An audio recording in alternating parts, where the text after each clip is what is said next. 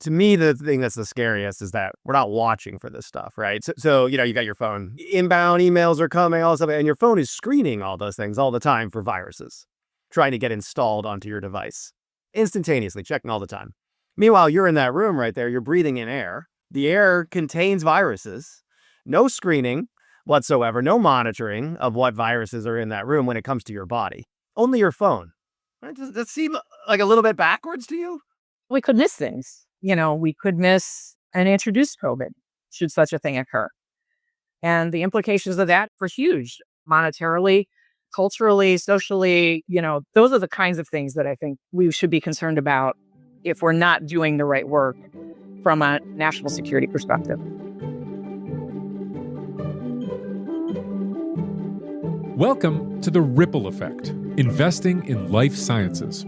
I'm Dan Riskin. I'm a biologist and a science journalist, and I spend a lot of time trying to understand the hidden connections that drive our world. I'm excited about this podcast because we're going to uncover some of the unexpected ways that health sciences influence everything from national security to economic prosperity to breakthroughs in other fields. This podcast is from GZERO's Blue Circle studio and produced in partnership with Novartis. Now, it's obvious that investing in life sciences has payoffs for medicine and biotechnology, but the full picture is way bigger than that. Over the next 2 episodes, we're going to dive into the hidden importance of life sciences for geopolitics, the economy, and the very resilience of our societies. We're going to hear from industry leaders, policymakers, and innovators about why investing in life sciences is crucial. Today, we're going to focus on health security as a pillar of national security.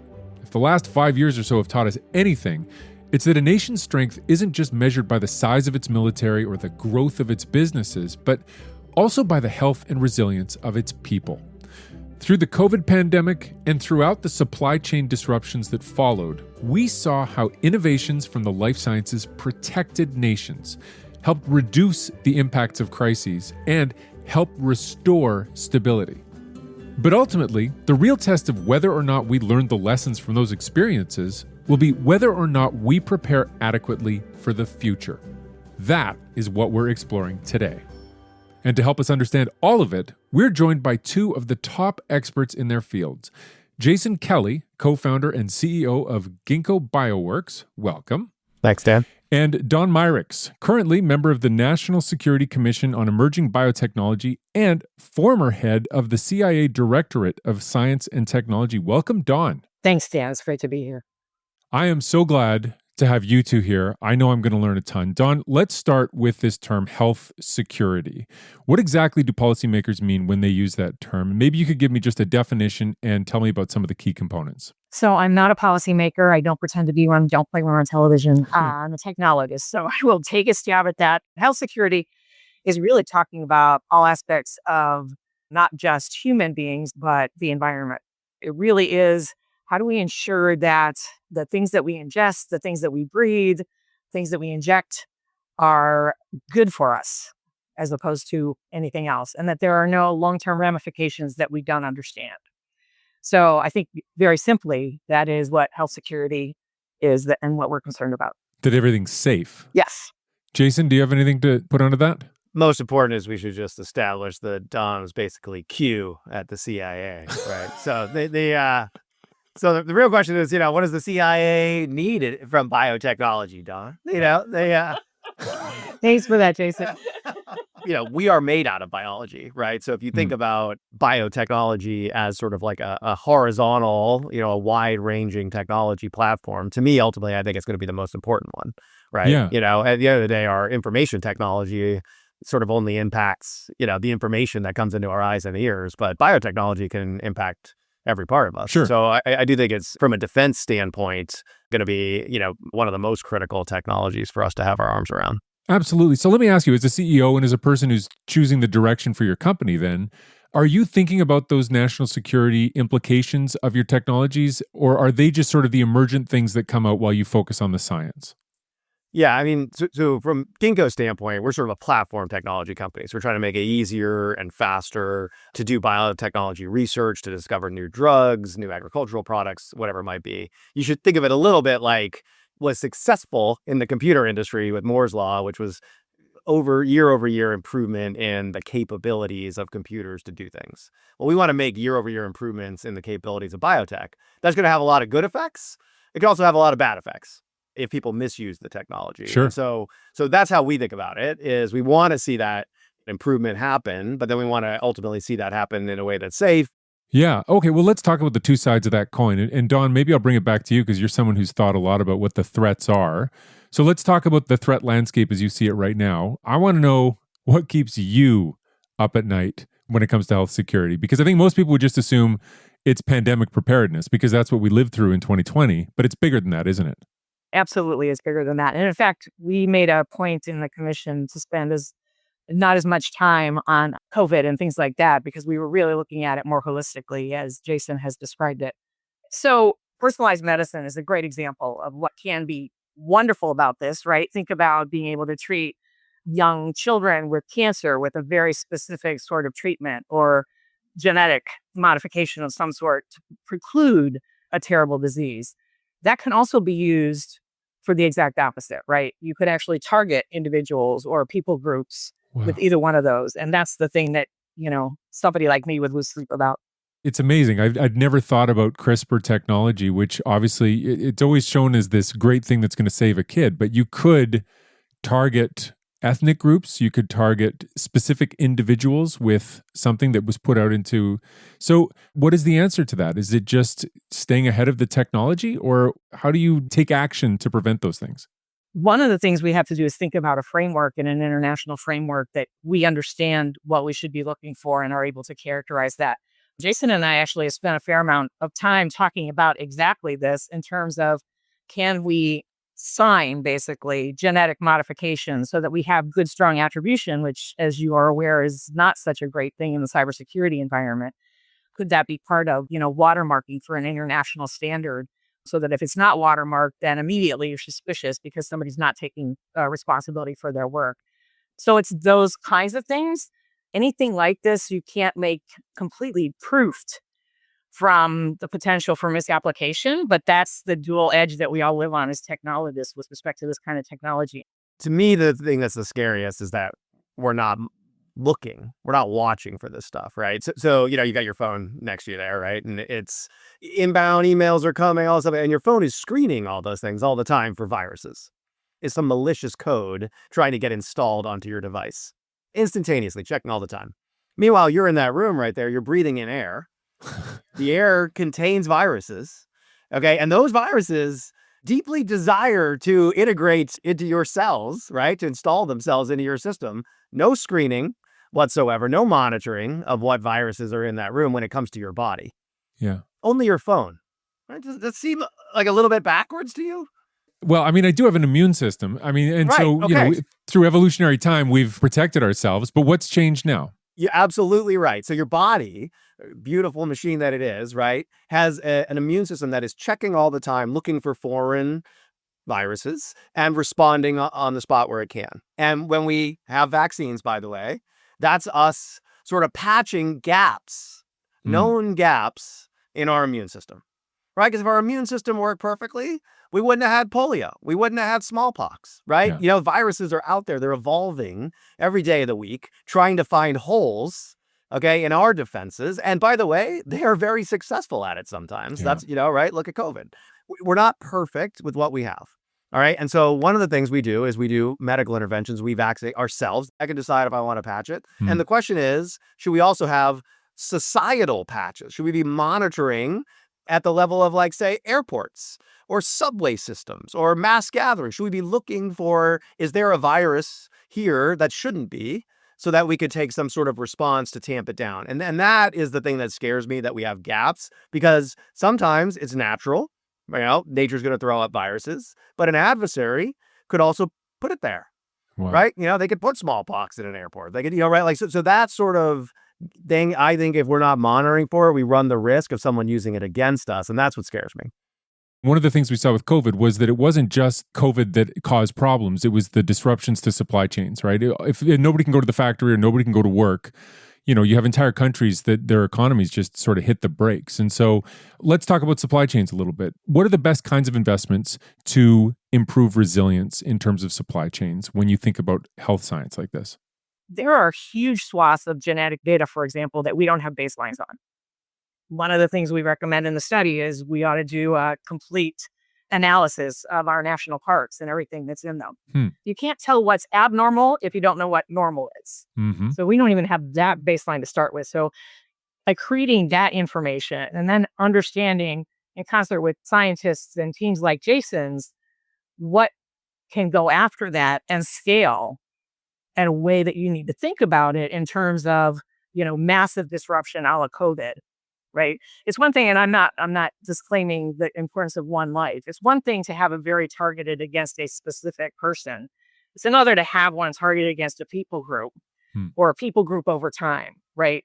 And this is partly what we recommend as well, is we need a framework to even have these conversations so that we can talk about which big challenges we want to take on first, which we think are most massive in terms of their impact.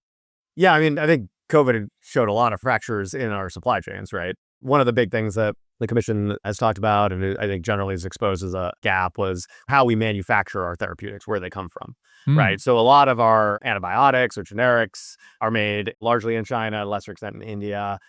That means if someone wants to turn that off, they can turn that off. And it means that in a pandemic, we can get blocked from that because borders shut down, right? So I think those types of things, what do we want to make sure we can make onshore? That was absolutely laid bare during the pandemic. And I think APIs, active pharmaceutical ingredients, as sort of the term of art, are one of the things that we need to make sure we make here in the United States. Yeah, countries that were making the parts of those vaccines in-house in their countries. I mean, I was in Canada. I saw that here. All of a sudden, you realize you're very grateful that those things aren't being farmed out to other places. 100% right. And the other thing that you need is some warning. We do a program with the CDC here in the U.S. where we monitor wastewater from airplanes, right? So airplane comes in, we look at the wastewater, we sequence the DNA, look for viruses. No human DNA, just viral DNA or bacterial DNA. So you get this sense of like a baseline, what's normally there. And then you also see perturbations. What COVID variant is the one on the rise. And because the planes come from different countries, you get to see where it is as it moves around the world. Wow. All right. We also do this in Doha Airport with the government of Qatar, because Doha is the big Middle Eastern, Africa airport. And the reason that's so important to them is Middle Eastern countries during COVID, suddenly they were cut off from their food supply, right? Okay. And so, because they import, right? They import food.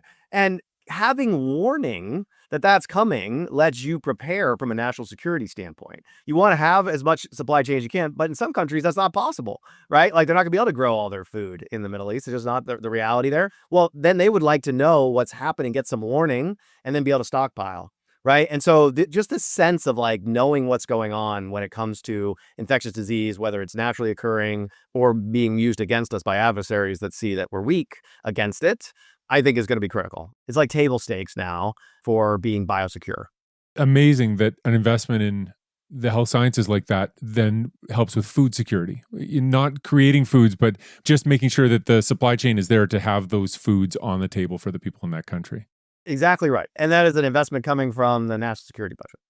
Okay, Don, let's talk about policy solutions. Recently, there's been proposals from some prosperous nations, like those in the G7, to set investment targets specifically for life science innovation, the same way NATO members are supposed to have defense spending targets. Right now, the U.S. spends, I believe it's 0.8% of its GDP on life science innovation. What are your thoughts on setting a benchmark like that for other countries? Do you think that that's a smart way forward? Well, I certainly think that, and we recommend this in our report, that there be increased innovation funding applied to the life sciences, in particular with respect to bioscience, and particularly where that interacts and can be enhanced by AI. We've seen a lot of work there, and it just has really taken the rate of innovation. And Jason can talk to this in terms of how it scales from a production standpoint. But you can do a lot more exploration a lot more quickly by applying some of these models that are coming out with respect to the biosciences, right? And so I think that makes perfect sense. Again, it's going to escalate the rate at which we can treat illnesses and other diseases, but it can also then be applied in other ways, as we've discussed. And trying to keep ahead of that, again, We've learned a lot from how cyber works. We should make different mistakes. That's what I always say. Make different mistakes this time around. And let's think about attribution early on. Let's think about the rate of change and these monitoring programs that we've been talking about. Right. So it's not just a matter of keeping up, it's making sure that you're ahead. That's right. Jason, when you think about your perspective as the CEO of one company of many, and if there were a policy in place of, say, matching a certain percentage of your GDP to spend on these things, do you think that that's going to ensure that the money makes its way to the greatest innovators, or do you think that there maybe is a different approach that might be more effective? The first framing I would say is I think John's 100% right? Like we just talked a minute ago about how do we protect ourselves from the misuse of this technology. That's sort of like pure defensive. And we've seen this with like AI, right? Like what are the bad uses of AI? But the other side of the coin is just the United States needs to make sure we're winning the AI race. Right? Like that is in and of itself a form of protection. Yeah. And that is absolutely true on the biotechnology side as well. Except this is a race I think we are in real danger of losing at the moment. I'll give you some stats on this, right? So the U.S. invented biotechnology. Genetic engineering was invented in 1978, UCSF. Genentech, the very first biotechnology company, did human insulin, taking a gene from humans, moving it into bacteria, so into a different species, and then you could grow it in a vat, make that insulin. My dad's a type 1 diabetic. I saw as a kid, he went from getting insulin from sheep to insulin from humans because we could suddenly make it in a vat in South San Francisco. Okay. That was the first miracle of biotechnology. Now half of your therapeutics are made with biotech. All right. And remember, genetic engineering, programming a cell, changing its DNA to do something new is a general purpose technology. You could use that to make new materials, new types of plants and animals, all kinds of different things, right? A cell, it's programmable like a computer, but it moves atoms around. So this is a technology, again, we just talked about viruses and really bad things, but has a huge amount of potential good and economic value we could create in the country. We cannot lose genetic engineering. Okay, so here's the scary part. The overwhelming market for genetic engineering as a technology today is therapeutics. The number one, 80%, maybe 90% now, given agriculture's had a hard time, of the business of biotechnology is therapeutics. So if you look back 5 years ago, which I think 3 years ago, the number of new therapeutics that were discovered and developed in China that were acquired by large pharma companies to go to market, less than 5%. Last year, 30%. Last quarter, 40%. Okay, right? For deals over $50 million. So what we're starting to lose, and this is different than what's happened previously. Typically, we outsource manufacturing. We outsource this stuff the U.S. not good at, right? The discovery of drugs is innovation. This is the stuff we're supposed to be the best in the world at. Yeah. And we're starting to lose that, and that is scary to me. Because whoever is the best in the world at developing therapeutics is also just the best in the world at using biotechnology for anything. Yeah. Whether that's national security strategic or to cure a disease. So we don't want to lose that. But right now that we're in the process of losing it. And people talk about the making of the drugs and that's part of it that we can bring back. But once you lose the innovation race, that is a hard thing to balance and stay on top of. And right now that's what's happening. Can I also say that the U.S. is not actually, we've never been in that situation. And we don't actually know how to play that game well, right? Like catch up is not something that's in our DNA. So it's more than just not being the first. It's like, what would that look like? What if China is ahead of us and establishes norms that we don't know not to negotiate to? Yeah, like Sputnik was the last time, right? Like we don't like to be behind. Yeah, we're still getting over Sputnik. Yeah, I mean, like we really don't like that. But Don, I want you to spell that out for me. I want you to help me understand. Give me an example, sort of a little bit more that I can wrap my head around of what you're talking about. What if avian bird flu was introduced? And I'm not saying that. Please don't start a conspiracy theory, right? But look at the price of eggs and how much of a conversation that was in our last election. And it was largely traceable to avian bird flu and the fact that we were destroying millions of chickens because that's the only way we knew to manage it. So extend that to basic food supplies. I mean, this is back to your comments on supply chains. And if we don't know, if people like Jason don't know what it takes to build and scale, then when we go in to negotiate treaties or try to come up with societal norms that are global, we could easily miss something just because we don't understand what the implications are of what we've agreed to. Don, some countries like Sweden and Finland have what they call total defense policies, where they don't just invest in the military for national defense, but also civilian resources like healthcare and transportation and the economy. And I mean, they've got a name for it, this total defense policy. So what kinds of advantages do you think countries who take that approach get that other countries that are just looking at military performance are going to miss out on? I mean, we've got a very current example of that, right? The CHIPS Act was all about not understanding the implications of not having a total approach to national security. And it's not defense, right? I won't say defense, but it is national security writ large. It's back to health security, kinds of the question that you started us off with. And so these countries that have these kinds of holistic thinking, that it is actually the responsibility of the government to create the environment where everybody participates in the security aspects of national security is really, really important. And I'll just say that we dabble in it as the US. We don't like having industrial policy, although we very often participate in industrial policy. CHIPS is in fact a step in that direction. It makes us uncomfortable because we don't want to pick winners and losers. And I'm not advocating that we do that, right? But even this, we talk about CHIPS was whole of government. And it's actually more about, it includes private-public partnerships. And we talk about that very overtly in our report, but this has to be private-public partnerships. And part of what we're trying to do is create the national transportation system so that innovation can flourish all around it, right? We're trying to do that same thing for biotech so that equity and venture flows into it to ensure that we maintain the lead.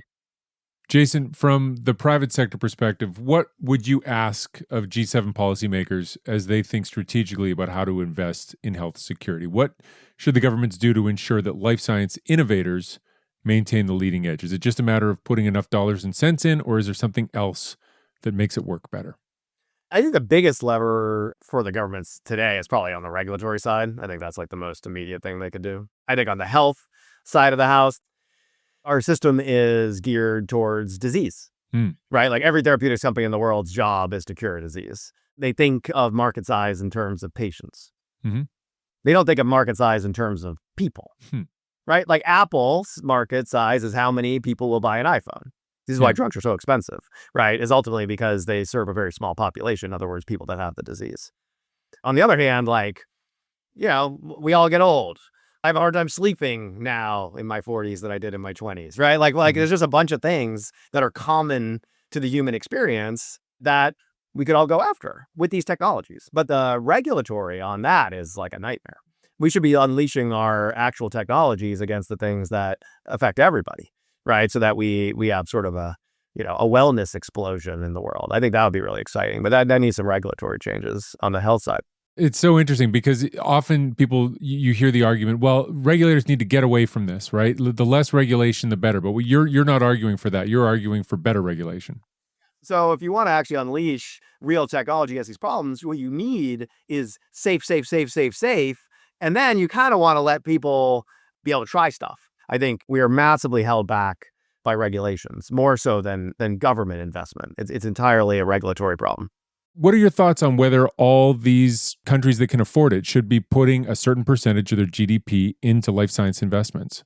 A thing that has changed in the last, 10 or 15 years, I would say, for, countries in the West especially, which was like you don't get the lead by default anymore.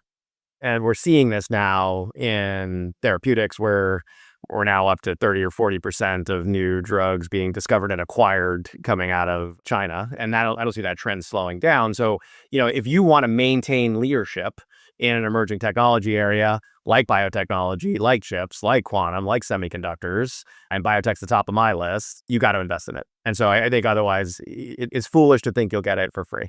And it can't be come and go. It's got to be sustained at a level that's reliable so that people like Jason can take the risks to actually do the science, right? I mean, that's where China has been investing very sustainably and reliably for 20 years.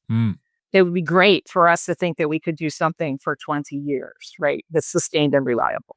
Jason, you raise your eyebrows as though you have something else you want to add. Yeah, well, I think there's been some interesting history, right? That I think is relevant around new technologies and intelligence and CIA and how we monitor things. So improvements in imaging were happening on the consumer side, places like Polaroid. And there's this famous memo like Edwin Land wrote that was basically about, as our lenses improve, you should be able to put a camera in a plane and capture imagery from the sky that is relevant for the military. And he was driving it from the technological direction. It was the improvement in the lenses and the photography that meant we ought to start doing this. And this became like the foundation for essentially the type of intelligence that we capture that now is satellites. But really what it was saying was images they're high content. They contain a lot of information, and we can now capture them in a new way. So again, think about that room you're in right now. Floating around in the air is a lot of DNA. Your DNA, the viruses, the DNA on the bacteria on your shoes that you picked up in the soil that was outside your house, or maybe from the airport you flew in from, or whatever it might be. And that is high content. Okay, it is digital. You can read it with DNA sequencers today, and it contains a lot of information about you and that room and everything that's been going on. And it is not captured. And it is an information source, like a bioint source, again, for monitoring viruses, but also for monitoring other things. And I think we're kind of having like an Edwin Land moment post-COVID, and with the improvements in genomics and the falling cost of reading DNA and our ability to collect it, that means we should just start monitoring this stuff. And it should be part of our biodefense, biosecurity mandate, but it is also, I think, important information for the intel community. Yeah, I mean, that is a great metaphor. I mean, to think of the work we're putting into the biotech right now being analogous to putting work into cameras. And you want to have the best camera because then your satellites are going to have the best cameras. You don't want to have to buy the best camera from someone on the other side of the world who might not want to sell it to you. That's exactly right. And you want to be the first person with that type of monitoring, which we were. Yeah. By the way, that program was the Corona program at CIA that Jason referred to. Okay, the Corona and here we are talking about coronaviruses and all that. Everything that goes around comes around. It's all related. It's all related. Well, at least the words get reused. Listen, we've covered so much, and I know you're both busy people with lots to get to. Is there any other sort of thought related to this that we didn't get to that you feel like you really want to get off your chest? I may make one comment about just AI stuff. Sure. Because I think this is happening in a big way. So I think the other area that's important is the investment in reasoning models for AI, right? So you've seen these things. If you go on to ChatGPT and you click the little deep research button and you ask it a question, and you can tell you click the deep research button because it takes 5 minutes to give you an answer instead of 5 seconds. Yes. And there's a little window on the side that says what it's doing. Mm-hmm. You're like, I'd love you to give me more. And it's like, I'm researching this website. I'm doing this. And now I learned that. And then I'm doing this. And it's like a whole series of steps. That kind of process of like thinking, it feels a lot like doing science. And I think one of the things that you're going to see coming up is these reasoning models are going to interact with the scientific enterprise in a way that potentially greatly speeds things up. And that's going to include, I think, important investments in things like laboratory automation so that the model could design an experiment, execute it, and learn something, just like it can go hit a browser and search the web or write some Python script and do some analysis with a compiler. Like, these are all tools. These reasoning models are going to need laboratory tools and laboratory automation. And this is another area I think is going to be absolutely critical for us to win in biotech.